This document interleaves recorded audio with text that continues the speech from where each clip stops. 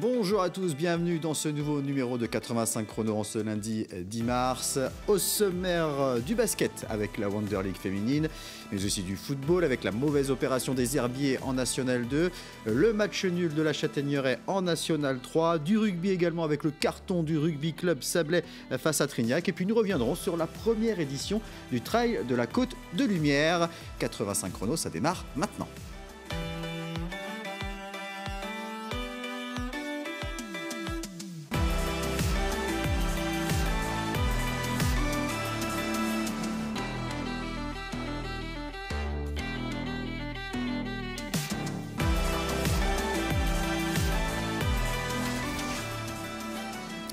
Et on démarre donc cette émission avec du basket et la 18e journée de Wonder League féminine. La Roche Vendée Basket, qui restait sur 2 victoires, se déplaçait à Villeneuve-d'Ascq ce dimanche. Duel entre 2 équipes de bas de classement dans le premier quart-temps. Les Lyonnaises en rouge payent leurs trop nombreuses pertes de balles et sont menées de 7 points après 10 minutes de jeu, 19-12.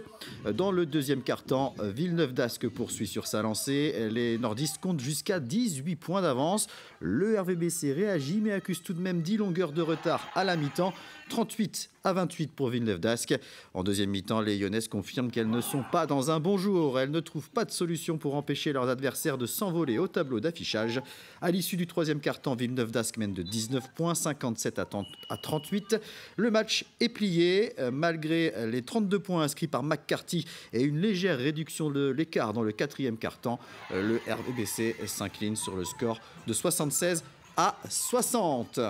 On regarde le classement de cette Wonder League. Après cette 13e défaite, La Roche est 11e et occupe l'avant-dernière place. Il reste 4 matchs sur cette saison régulière. Le prochain rendez-vous, ce sera vendredi soir à domicile face à Chartres, 12e avec le même nombre de points que le RVBC.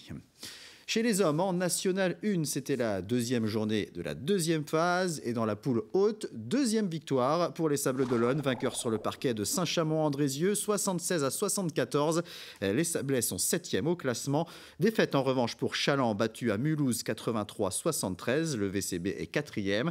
La prochaine journée, ce sera dès ce mardi soir. Chaland accueillera Loun-Plage et l'équipe des Sables affrontera Mulhouse.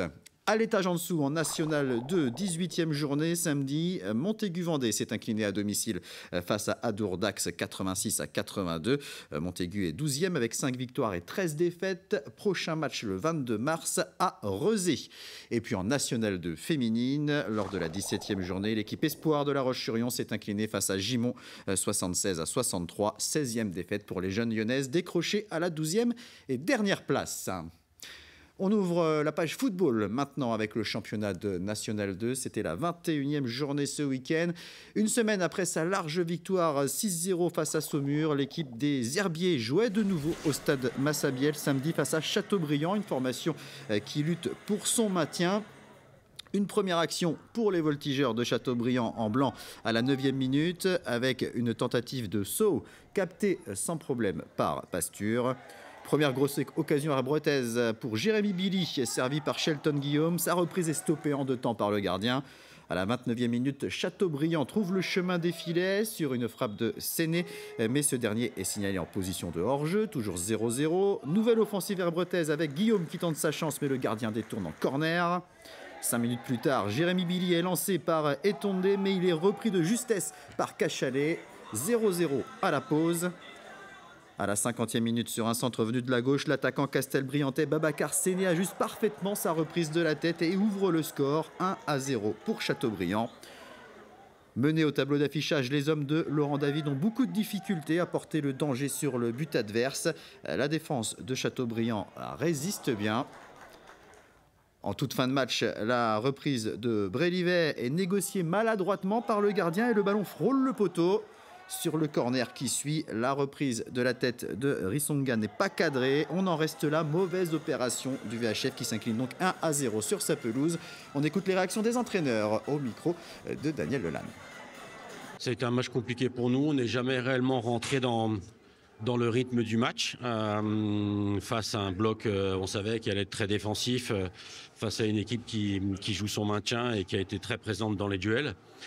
Et nous, on n'a pas été capable sur l'ensemble du match même de mettre de la vitesse, ce qu'on pouvait faire habituellement. Donc ce soir, ça a été, on a l'impression qu'on aurait pu jouer des heures et ne pas marquer. La semaine dernière, c'était un match où tout nous a souri, où on aurait pu faire n'importe quoi, ça allait rentrer. Il y a des matchs comme ça. Et puis ce soir, simplement, comme je vous l'ai dit, je pense qu'il a manqué beaucoup de justesse, de vitesse dans le jeu, de déplacement. On a mis cette équipe qui joue défensif dans son confort et on n'a pas été capable de la déstabiliser tout simplement. On a fait une très bonne première mi-temps où on a mal exploité certaines situations parce qu'on les a empêchés de développer leur jeu. On a mis beaucoup de densité au milieu.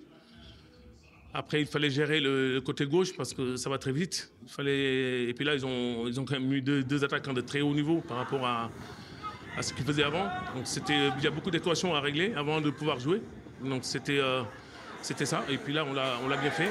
Et puis la récompense est venue en début de deuxième.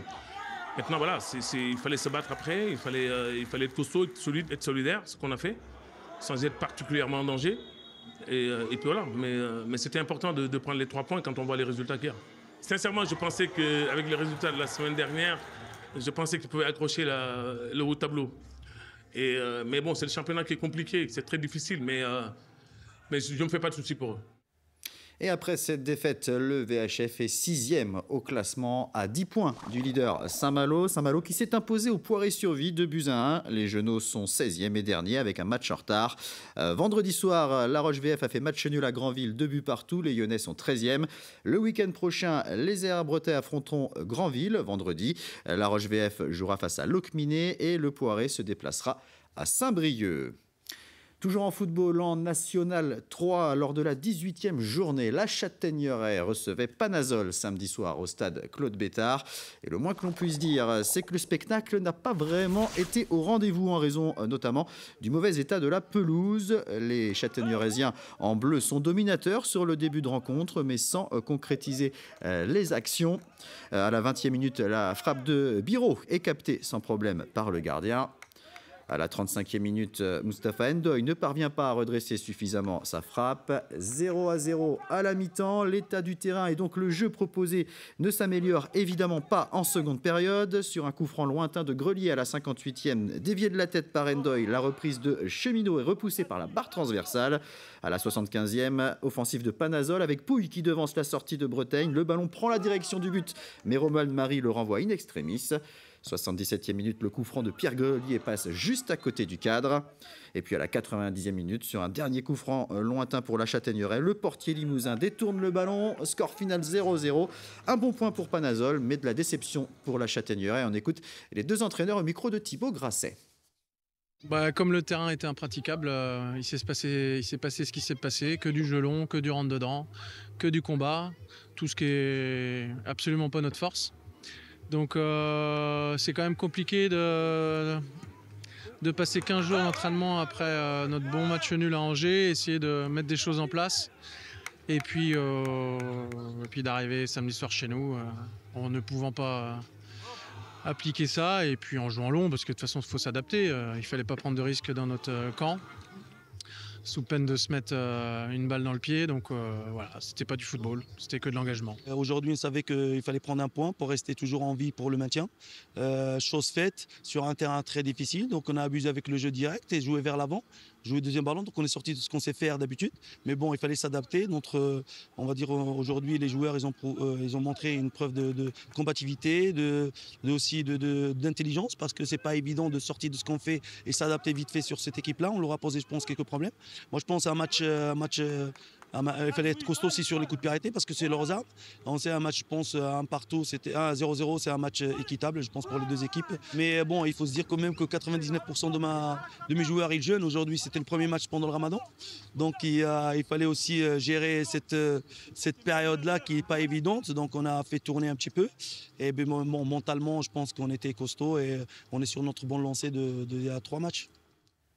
Et c'est très serré dans cette poule de National 3, vous allez le voir avec le classement. La Châtaigneraie est 8e, mais à seulement 4 points du leader Vitré, qui a fait match nul 0-0 également face à Chaland. Les Chalandais sont 5e au classement. Match nul un partout pour Fontenay sur la pelouse de la réserve du Stade Lavallois. Le VFF est 2e à 2 points de la première place. Puis enfin, la Roche ESO a également fait match nul 0-0 sur la pelouse de Vertou. Les Ornésiens sont 10e. La prochaine journée aura lieu samedi prochain. Du hockey sur glace maintenant avec la division 2 et la suite des playoffs. Les 8e de finale retour ont eu lieu samedi. Le Hogli se rendait à Courbevoie. Les Lyonnais, vainqueurs 6-3 au match aller, ont été battus au match retour de Buzyn après prolongation. Il y a eu donc un 3e match dimanche. Et là, les Aigles de la Roche-sur-Yon ont décroché leur qualification en s'imposant 6-1. Les quarts de finale vont débuter samedi prochain. Le Hogli affrontera Lyon et jouera à domicile le match aller. Qualification également de la Vendéenne Rink Hockey en Coupe de France. L'équipe de La Roche-sur-Yon s'est imposée à Mérignac samedi lors des quarts de finale retour sur le score de 6-1. Déjà vainqueur 5-3 au match aller, les Lyonnais disputeront le Final Four à Coutras les 17 et 18 mai. On passe maintenant au rugby avec le championnat de Fédéral 2 tout d'abord. Lors de la 19e journée, le FCY, l'équipe de La Roche-sur-Yon, s'est incliné à Versailles 47-37. Le FCY 7e au classement avec un match en retard. Prochain rendez-vous, ce sera le 23 mars à domicile face au 2e Saint-Malo. Et puis au niveau en dessous, en Fédéral 3, lors de la 16e journée, dans la poule 14, le leader, le Rugby Club Sablais, recevait le 3e Trignac au stade de la Rue de Lierre. Match largement dominé par les Vendéens en bleu qui ouvrent la marque dès la 5e minute avec un essai de Fatah Feyi. Essai transformé par Hébert. Ça fait donc 7-0 pour le RCS. À la 11e minute, deuxième essai Sablais inscrit par Bria. Hébert transforme également, ça fait 14-0. À la 21e minute, les Sablais obtiennent une pénalité réussie par Hébert qui ajoute 3 points au compteur, 17-0. Puis à la 23e minute, c'est au tour de Marchais d'aller aplatir dans l'embut. L'essai sera de nouveau transformé par Hébert. Le score passe à 24-0. Puis une nouvelle pénalité à la 33e réussie par Hébert porte le score à 27-0 à la mi-temps. Peu de temps après la reprise, nouvel essai du RCS inscrit par Marchais. Il n'est pas transformé, ça fait donc 32-0. À la 52e minute, deuxième essai personnel pour Fatah Feyi, essai non transformé, 37-0. Le festival se poursuit avec Hébert qui inscrit le 6e essai Sablais, puis le transforme. Ça fait 44-0 pour le Rugby Club Sablais. Puis à la 68e minute, un nouvel essai de Bernard, une nouvelle transformation d'Hébert, 51-0. Et puis en toute fin de match, l'Ottawa va inscrire le 8e et dernier essai du match. Et après la 6e transformation d'Hébert, le RCS s'impose 58-0. Les réactions des entraîneurs au micro de Daniel Lelanne. Beaucoup de plaisir, beaucoup de joie pour les joueurs parce que ça récompense aussi le travail que l'on fait depuis maintenant le début de saison, depuis même de quelques années. On voit qu'il y a des très belles choses. On voit aussi qu'on peut encore monter l'exigence sur d'autres et qu'on aurait pu finir encore avec un peu plus d'essais au compteur. Donc c'est bien, ça reste il nous reste du travail encore, mais ça nous ouvre de belles perspectives. La prochaine étape déjà c'est profiter ce soir que les gars soufflent un peu et dès la semaine prochaine basculer sur la prépa phase finale parce que nous aussi on a notre petite flèche du temps on va dire où on sait qu'il nous reste 7 semaines avant le 32e aller. Donc nous on va se préparer physiquement et rugbystiquement sur ce point-là. Bien sûr, ouais, ça a été compliqué. Oui, le score reflète le match. De toute façon, il n'y a rien d'autre à dire. Je pense qu'on peut prendre encore plus. On ne rentre pas avec le bon état d'esprit pour faire ce genre de match-là. Et eux, oui. Conquérants devant, nous non. Ils ont réussi à enchaîner les temps de jeu derrière, nous non. Donc voilà, ça reflète le match aujourd'hui, quoi. Donc après, on doit apprendre en expérience pour pouvoir jouer ces matchs-là correctement. Aujourd'hui, on fait jouer d'autres joueurs aussi, on fait tourner un peu l'effectif parce que y a des gars qui méritent de voir ce que c'est aussi ce niveau-là, quoi. Parce qu'entre aujourd'hui les Sables et Concarneau, Lorient, Bru, il y a des marches, hein. C'est pas les mêmes matchs non plus. Donc j'espère pour eux qu'ils vont monter parce que je pense que leur niveau il est pas là. Ouais. Et le Rugby Club Sablais, solide leader avec une seule défaite et toujours invaincu à domicile, compte 11 points d'avance sur le deuxième et donc assuré de terminer en tête puisqu'il ne reste que 2 journées avant les phases finales. Les Sablais joueront à Bru le 23 mars prochain. Des résultats de tennis de table maintenant avec le championnat de France par équipe de National 2 masculine. Dans la poule 4, l'équipe 2 de la Ferrière s'est inclinée à Cesson 8-4. Et alors qu'il reste 4 journées, les Ferriérois sont 3e à 2 points des 2 leaders. Prochain match le 29 mars face au Stade Montois. Et puis toujours dans son championnat de National 2 mais dans la poule 5, l'équipe 1 de la Ferrière s'est elle aussi inclinée sur le score de 8-4 face à Niort. Les Ferriérois 7e joueront face à Fontenay-sous-Bois le 29 mars. Quelques résultats d'athlétisme maintenant, puisque ce week-end avaient lieu les championnats d'Europe en salle à Apeldoorn aux Pays-Bas. Le coureur de l'AC La Roche-sur-Yon, Romain Mornay, s'est classé 10e de la finale du 3000 mètres en 7 minutes 56 secondes et 98 centièmes. Quant à Louise Maraval de l'Entente-Sèvres, elle termine 5e avec le relais du 4x400 mètres. Elle a notamment signé le meilleur temps des deuxièmes relayeuses en 51,03. Course à pied toujours, mais avec du trail cette fois. C'était ce dimanche la première édition du trail de la Côte de Lumière du côté de Saint-Hilaire-de-Riez. Il était organisé par le club du Pays de Saint-Gilles Vendée Athlétisme et il a réuni 900 participants sur les 3 courses de 8, 16 et 24 km. Les départs et les arrivées se faisaient au stade de la Forêt et les trailers ont pu arpenter les sentiers de la forêt domaniale des Pays de Mont. Sur le 8 km, Maël Gauthier chez les hommes et Emmanuel Touzeau chez les femmes se sont imposés. Sur le 16 km, victoire du Lyonnais Benjamin Coulet et de la Montoise Pamela Grégoire. Et puis enfin, sur le 24 km, Romain Mouchet du Team Sport 85 a devancé Pierre Gauthier et Romain Charrier du club de triathlon de Saint-Jean-de-Mont.